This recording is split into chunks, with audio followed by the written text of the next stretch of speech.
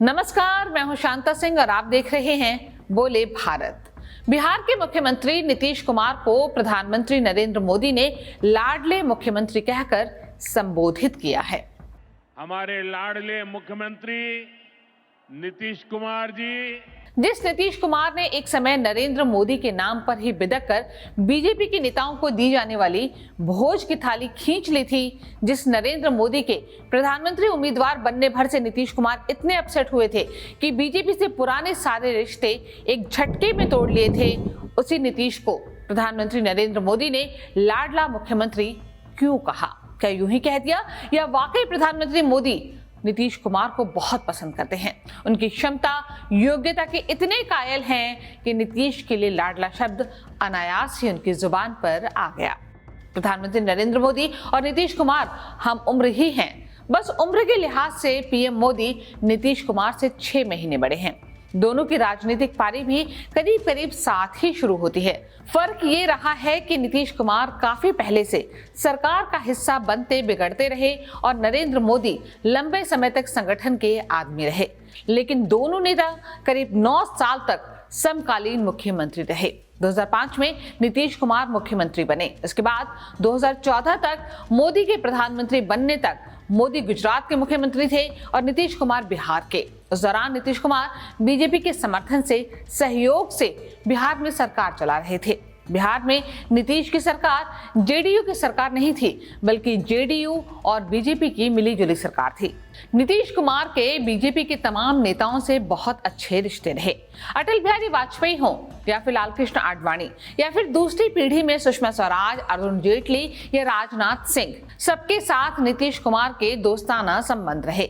लेकिन इस दौर में बीजेपी में एक नाम पर नीतीश कुमार बिदक जाते थे और वो नाम था नरेंद्र मोदी का। बल्कि इस दौरान तो ऐसा लगता था कि नरेंद्र मोदी की छाया से भी नीतीश कुमार खुद को दूर रखना चाहते हैं।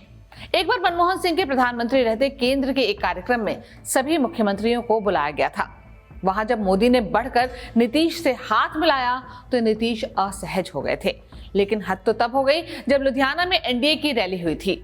दरअसल 2005 में बीजेपी के साथ मिलकर जब नीतीश कुमार ने बिहार में सरकार बनाई थी, तब केंद्रीय स्तर पर बीजेपी अचानक कमजोर हो गई थी। बीजेपी 1 साल पहले ही लोकसभा चुनाव हार चुकी थी। नीतीश कुमार राजनीति के चतुर खिलाड़ी रहे हैं।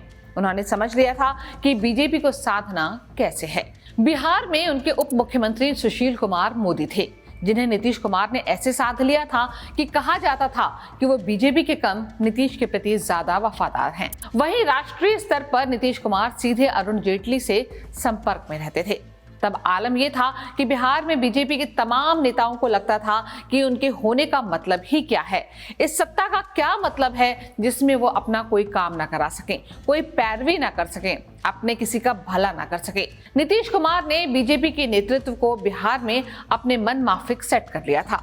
वरिष्ठ पत्रकार और नीतीश कुमार की जीवनी लिखने वाले संकर्षण ठाकुर ने लालू और नीतीश पर लिखी अपनी किताब द ब्रदर्स बिहारी में लिखते हैं, बीजेपी के नेता तब ये कहने लगे थे कि हम लोग इस सरकार के नपुंसक दूल्हा हैं।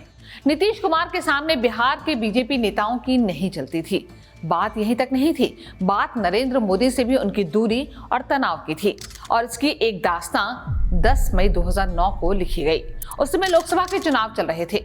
कांग्रेस की अगुवाई वाली यूपीए ने तय कर दिया था कि उसे बहुमत मिला तो मनमोहन सिंह ही प्रधानमंत्री बनेंगे। दूसरी ओर बीजेपी की अगुवाई वाली एनडीए ने तय किया था कि उसे सत्ता मिली तो लाल कृष्ण आडवाणी ही देश के प्रधानमंत्री होंगे।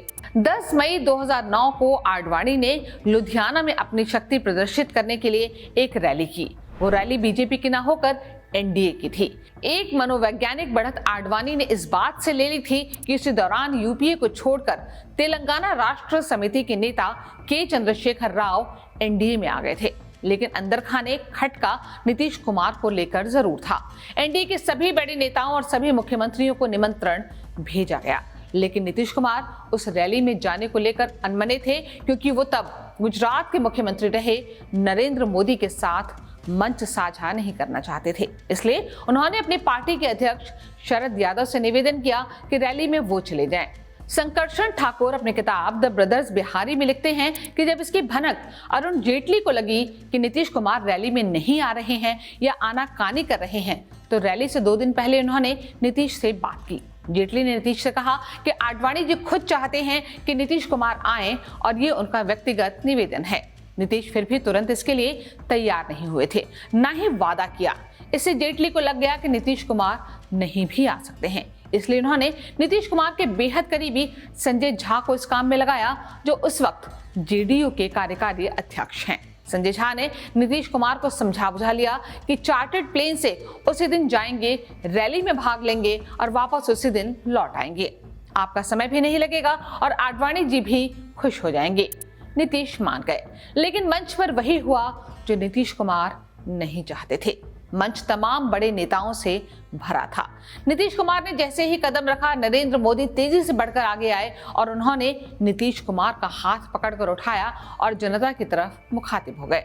मोदी का रुख ऐसा था मानो वो लोगों से कह रहे हों कि हम दोनों साथ हैं, हमारी एकता को सलाम। नीतीश कुमार का हाथ नरेंद्र मोदी के हाथ में बंधा ऊपर उठा था और भीड़ का शोर उल्लास से भरा हुआ था।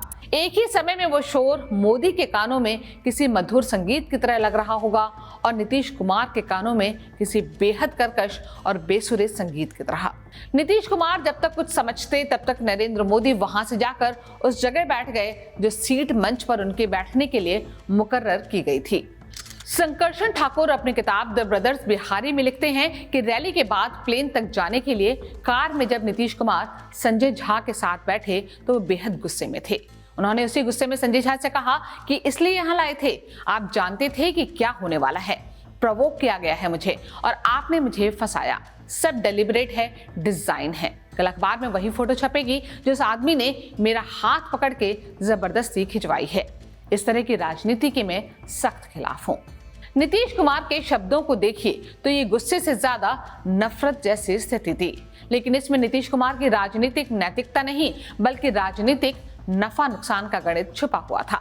नहीं तो यही नीतीश कुमार है जो लुधियाना रैली से 6 साल पहले गुजरात में जाकर नरेंद्र मोदी को प्रधानमंत्री बनने की इनडायरेक्टली शुभकामनाएं दे आए थे। उस वक्त नीतीश कुमार वाजपेयी सरकार में रेल मंत्री थे। वैसे मुझको पूरी उम्मीद है बहुत दिन गुजरात के दायरे में सिमट कर नरेंद्र भाई नहीं रहेंगे, देश को इनकी सेवाएं मिलेंगी। लेकिन 2009 आते आते हालात इसलिए भी बदलने लगे कि नीतीश कुमार ने बिहार में नए जातिगत समीकरणों को साधा। वो एक साथ बीजेपी के समर्थन से सरकार भी चला रहे थे और सेक्युलरिज्म के चैंपियन भी बने हुए थे। उन्होंने जहां दलितों में महादलित और पिछड़ों में एक्सट्रीमली बैकवर्ड क्लासेस यानी कि ईबीसी बनाकर अपना एक पुख्ता वोट बैंक बनाना शुरू किया था, वहीं मुसलमानों में पसमानदा मुसलमानों के जरिए लालू यादव के वोट बैंक में सेंध भी लगाई। उसी कड़ी में उन्होंने अनवर अली जैसे लोगों को राज्यसभा में भी भेजा जो पसमानदा मुसलमान समाज से आते थे। लेकिन नीतीश कुमार को लगता था कि नरेंद्र मोदी के नाम पर मुसलमान वोट बिदक सकता है और उनका खेल खत्म हो सकता है। फिर उस वक्त तक नीतीश कुमार अब बिहार से आगे अपने लिए भी प्रधानमंत्री पद का सपना देखने लगे थे। वो जानते थे कि आडवाणी तक तो ठीक है, लेकिन दूसरी पीढ़ी का कोई नेता इस पद की दावेदारी लेकर आगे आ गया तो उनका नंबर नहीं आ पाएगा।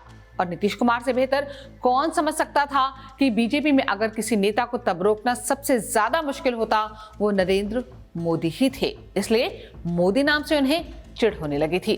उसी कड़ी में जैसे ही बीजेपी अध्यक्ष राजनाथ सिंह ने ऐलान किया कि नरेंद्र मोदी उनके प्रधानमंत्री उम्मीदवार होंगे, नीतीश कुमार ने बीजेपी से गठबंधन तोड़ लिया। 2014 का चुनाव अकेले लड़े लेकिन बुरी तरह से हार गए। 40 सीटों में से सिर्फ 2 सीटें ही जेडीयू जीत पाई। नीतीश ने एक बार फिर राजनीतिक पाला बदला और जिस लालू यादव के जंगल राज का विरोध करके बिहार की सत्ता पाई थी उसी लालू यादव से गठबंधन कर लिया। नैतिक तौर पर उस गठबंधन पर सवाल उठ रहे थे, लेकिन वो गठबंधन कारगर रहा और बिहार में नीतीश ने आरजेडी और कांग्रेस के समर्थन से सरकार बना ली। लेकिन 2015 का गठबंधन और ये सरकार 2017 में बदल गया। नीतीश ने लालू का साथ छोड़ा और फिर से बीजेपी के साथ आ गए। बीच में 2022 में फिर बीजेपी का साथ छोड़कर आरजेडी के साथ गए, लेकिन 1.25 साल बाद ही वापस बीजेपी के साथ आ गए। अब बार बार यही कहते फिरते हैं कि कुछ भी हो जाए, अब इधर से उधर नहीं होंगे। दरअसल नीतीश कुमार की तबीयत थोड़ी ज्यादा नासाज रहने लगी है। ऐसा भी मौका आया जब वो प्रधानमंत्री के पैर छूने लगे, लेकिन ऐसा मौका भी आया जब वो मोदी के खिलाफ विपक्षी गठबंधन के सूत्रधार भी बन रहे थे। 23 जून 2023 को पटना में 15 विपक्षी दलों के नेता इकट्ठा हुए। ऐसा पहली बार हुआ था। ये सब नीतीश कुमार की पहल पर हुआ। इन नेताओं में राहुल गांधी, मल्लिकार्जुन खड़गे, लालू यादव, तेजस्वी यादव, अरविंद केजरीवाल, उद्धव ठाकरे, एम.के. स्टालिन और ममता बनर्जी जैसे नेता शामिल थे। ये बैठक आप कह सकते हैं कि इंडिया ब्लॉक के गठबंधन की पूर्व पीठिका थी। उस मीटिंग में नीतीश कुमार का ही आइडिया था कि बीजेपी को हराने के लिए हर सीट पर बीजेपी के खिलाफ विपक्ष का एक ही उम्मीदवार हो, सीटों के बंटवारे का सर्वमान्य फॉर्मूला बने, एक कॉमन मिनिमम प्रोग्राम बने और इस गठबंधन का एक नया नाम हो। पटना के बाद दूसरी बैठक बेंगलुरु में हुई। वहां गठबंधन का नाम रखा गया Indian national developmental inclusive alliance यानी इंडिया।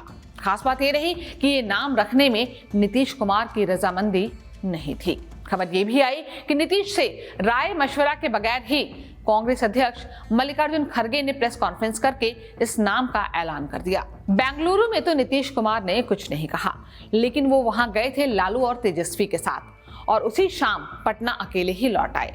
तेजस्वी भाग गए कि चचा खेला कर सकते हैं, इसलिए उस वक्त तो आकर उन्होंने पटना में बात संभाल ली, लेकिन नीतीश को लगने लगा था कि कांग्रेस के साथ निभाना आसान काम नहीं है। नीतीश को दूसरा झटका मुंबई की बैठक में लगा, जहां कांग्रेस ने अलग अलग कमेटियां बना दी, लेकिन पीएम उम्मीदवार पर कोई बात नहीं हुई और न ही इंडिया ब्लॉक के संयोजक पर। नीतीश को उम्मीद थी कि कांग्रेस कम से कम संयोजक का पद तो उन्हें ऑफर करेगी, लेकिन ठंडा करके खाने में माहिर कांग्रेस ने कुछ नहीं किया। और तो और 5 राज्यों में होने वाले विधानसभा चुनाव के लिए कांग्रेस अपने अभियान में लग गई, गठबंधन को भुला दिया। नीतीश कुमार को लगा कि कांग्रेस के लिए विपक्षी गठबंधन बस सुविधा और स्वार्थ का खेल है। फिर भी नीतीश तेल और तेल की धार देख रहे थे। उधर कांग्रेस को उम्मीद थी कि वो हिंदी पट्टी के 3 राज्यों छत्तीसगढ़, मध्य प्रदेश और राजस्थान में कम से कम 2 राज्य तो जीत ही जाएगी। इससे विपक्षी गठबंधन में उसका दबाव और दबदबा भी बढ़ेगा और बार्गेनिंग कैपेसिटी भी। लेकिन तीनों राज्यों में जब कांग्रेस को हार मिली तो उसके होश ठिकाने आए। अब कांग्रेस को फिर से सहयोगी याद आने लगे। इस बार नीतीश को थोड़ी उम्मीद बंधी। 21 दिसंबर 2023 को दिल्ली में इंडिया ब्लॉक की बैठक हुई।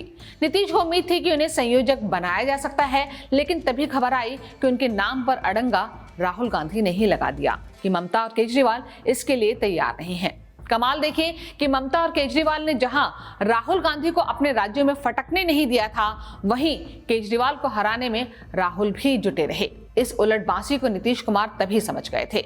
जिस नीतीश कुमार को लग रहा था कि विपक्षी एकता की बारात वो सजा रहे हैं, उसका दूल्हा वो खुद बन सकते हैं, दूल्हा यानी कि प्रधानमंत्री उम्मीदवार, वो तो हुआ ही नहीं। प्रधानमंत्री उम्मीदवार तो छोड़िए, संयोजक भी नहीं बन पाए नीतीश। उधर इन सारी गतिविधियों पर बीजेपी भी दम साथे नजर गड़ाए बैठी थी। बीजेपी ने बाअदब बड़े सम्मान से नीतीश कुमार को बिहार का मुख्यमंत्री बनने का न्योता दिया। नीतीश ने हिसाब लगाया तो समझ में आ गया कि फायदा पीएम मोदी के साथ जाने में ही है। वो चले आए और अब चुनावी साल में प्रधानमंत्री नरेंद्र मोदी ने नीतीश बाबू को अपना लाडला मुख्यमंत्री बताकर एक राजनीतिक संदेश भी दिया है कि बिहार में एनडीए में अगर बहार है तो नेता वहां नीतीश कुमार हैं। बोले भारत के इस वीडियो में फिलहाल इतना ही। जल्द मुलाकात होगी एक नए वीडियो के साथ। तब तक के लिए नमस्कार।